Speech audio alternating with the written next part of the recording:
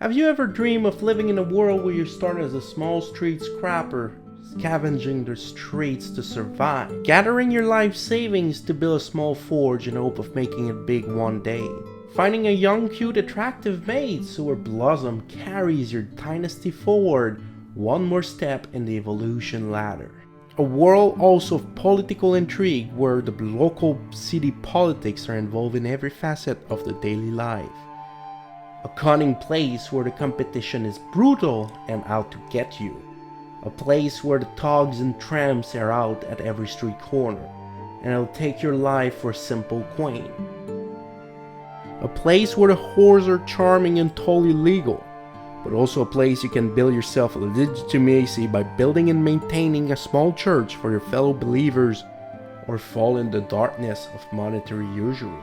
You can also build a small farm to sustain your family, and then when you have enough savings you can build a inn so you can patron your highly distinguished guests. If this encompasses a game you'd like to play, I have the perfect game for you, the Guile 2 Renaissance. And now you may be wondering, wait a minute, there's so many choices in the Guile 2, which should I pick? Let's just say Renaissance, because all the other options that are out available are all encompassed into Renaissance. So if you buy anything else, then you could just bought Renaissance and get everything at once. When first opening the game, we have access to the potent single player and multiplayer. I personally haven't tried the multiplayer for the review, but from my past experience, it is a pretty out of sync experience, if you know what I mean. So we'll resign yourself to the single player. First we have to pick a map. I guess we have no choice. We have to pick Home Kill Street.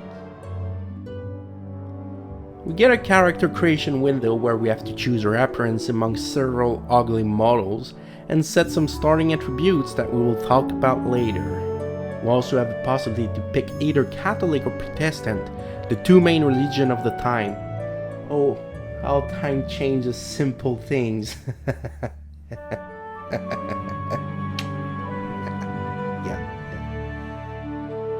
The most important and critical choices will be your profession and crest color. You have access to 4 different professions, each having their own perks and cons.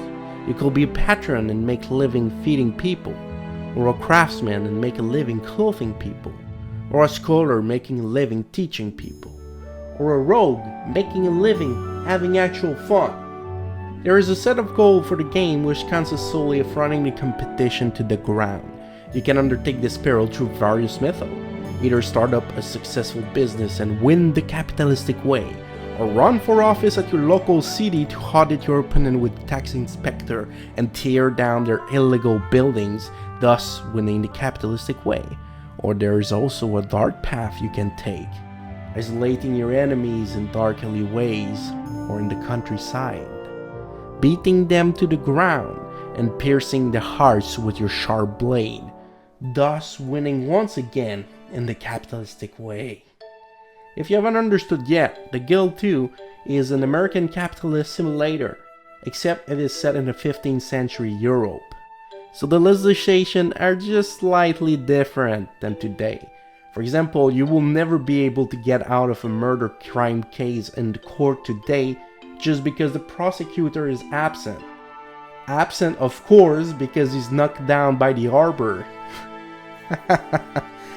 Such a pretty high price to pay for a quick nap by the seaside. While we're talking about the court system, it is great depending on which side you sit on. If you are the accused or accuser, you benefit from a wide range of options to aid yourself, like bribing. And that's about it. While your character rhetoric helps a little bit for simple talks, nothing beats a filled to the brim brown envelope. If you sit on the other side though, you are in luck. Not only you will be able to accept the gift of gold that the accused or accuser are giving you, but you also be able to send the very same person that paid you a fortune for their freedom to the execution block or dungeon for life. That's so great. It looks like the modern judicial system. Actually, it's not even a joke. Now let's talk about the economy a little bit. It is based on purchasing primary goods and transforming them into something worth a little bit more, When you open up your first legit shop, you will have to run errands with a small cart around town to get the best prices for the goods and sell your finished product at an even greater price. While the system is fun, it gets boring quickly, but there is a good solution as you are able to automate your business, and the AI is fairly efficient at turning up a profit. So you get to build more and more businesses. Sorry, I meant you make hostile takeover your enemy's business to expand your own empire. Such joys in life. The game also includes a roleplay facet, where your character is a set of attributes. It goes from manual skills like craftsmanship and trading to vital skills like constitution, strength, and dexterity. You also have the most useful skills of them all, rhetoric, which helps you tremendously to perform well in the world. You gain experience by performing any action, brawling the streets, working your business, or having sex. But the level up system is deficient. First, we have no indication whatsoever that we have enough XP to upgrade our skills unless we open up the character sheet. Then we can distribute those points. After spending them, you can finally get level ups. So yeah, it is entirely possible to stay level 1 the entire game without even noticing. You may think it's a bad design, and you're entirely right, because I'm pretty sure many players actually went through all their lives as level 1 before realizing they could actually do something on that level. Really bad design. Every other level or so you also gain a special attribute that will help specializing your character, but let me recommend you to always pick fighting bonuses, as this will probably do you the most good in the game. Remember, you are out in an hostile world where the competition will do anything to knock you out. But what can you do? I have the perfect solution for you. You'll need to do breeding, and a lot of breeding. You'll have to breed many children to secure an existence and future for your family. Having a large family will also help you out secure many important positions in the government and keeps your enemies out of politics, just like today's America. The only downside of having a large family is that you're limited to control only 3 characters at a time. So the NPCs of your family will get in trouble for you. But there's absolutely nothing that will be fixing a decadent family member than a quick stabby. But eventually, once you get your business rolling on their own with the AI system, you can leave your character in the city hall so you never miss a chance to vote on an election or be the judge, jury, and executor. Now, the graphics are not out of the common for even a mid-2000s game, but accounting for the possibility of having extremely large world with a lot of characters, it is okay. Nothing that will take your breath away on that level. As for the sound, the music is pretty good and set the moods of the era with a nice delicate touch.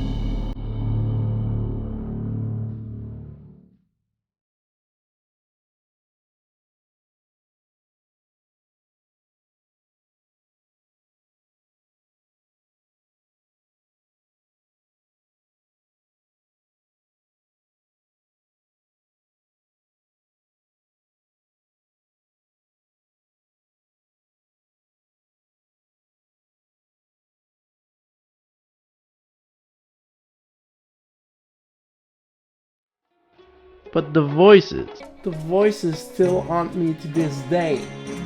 You have the narrator that is constantly nagging you with the most modern stupidity in the council meeting has started without you. You have taken office. You have taken office. Your seat of office is in danger. Someone is threatening you. You must preside over a court case. Someone has spoken to you. Character themselves. The discussion they have are infuriatingly mind-numbing and insulting to anyone's intelligence. Let us vote. As no clear decision has been reached, the winner will be chosen by lot from amongst the applicants. Thank you. You'll soon be see what a good decision that was. If stupidity weren't one of your major virtues, you would have voted for me. Recommending turning all of that off. The Guile 2 Renaissance is a solid and robust game, and since it is like 10 years old, it's often ending up in sales at $2 or so. Keep in mind it is more of an economic and politics simulator than an RPG or strategy game, so you will need some patience to learn the quirks of the game. But it is definitely enjoyable to play for a long time, and I personally enjoyed it a lot, even though it has a lot of bugs and downsides. Now, if you have enjoyed this review, make sure to hit the subscribe button there, and you can watch more review there. And see you next time. I've got bruises everywhere from this constant clicking.